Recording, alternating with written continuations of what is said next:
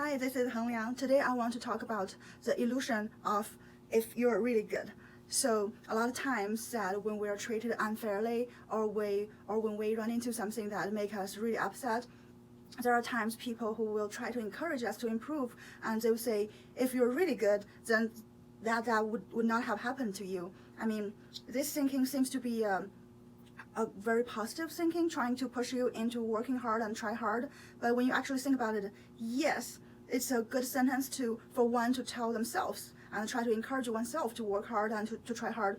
But when someone else is telling this to you, it kind of implies some brainwash or even systemic unfairness. For example, when I was in New York, there are many more eligible single women than single men. So by then, I was feeling it's kind of unfair that a woman has to be really, really good to find a man, and the man may not be equally good.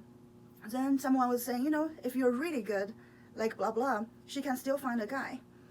That sounds very reasonable, right? But when I really think about it, yes, that woman is like so pretty she can be a movie star, and she's also very good academically, and she found a normal guy who's basically a couch potato.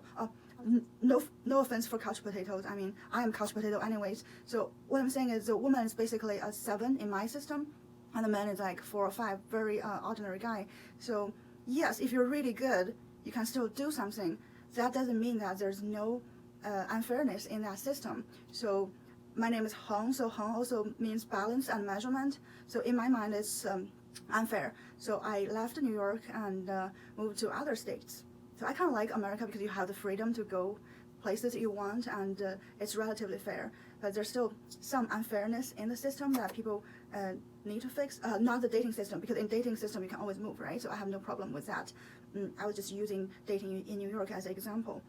So in that case, if people try to tell you, yes, you were treated unfairly, but if you're really good, you may not have that problem. For example, when people talk about now men and women are treated differently, that men are easily being hired at certain jobs, and if at that time certain people come out saying, yeah, but if a woman is really good, she will not have that problem, then they will use some very, very brilliant female scientist as an example to say, okay, look, she has no problem of reaching the top.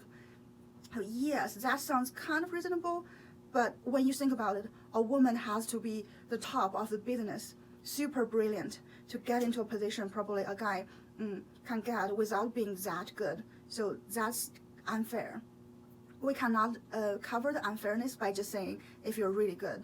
And for example, if your kid is getting beaten up by another kid at school, and he or she come home, you do not tell them, if you're really strong, Bill wouldn't have beaten you up. Or you wouldn't say, if you're in a really good relationship with everyone else, Bill wouldn't beat you up. That's a very bad way to manipulate and to brainwash people.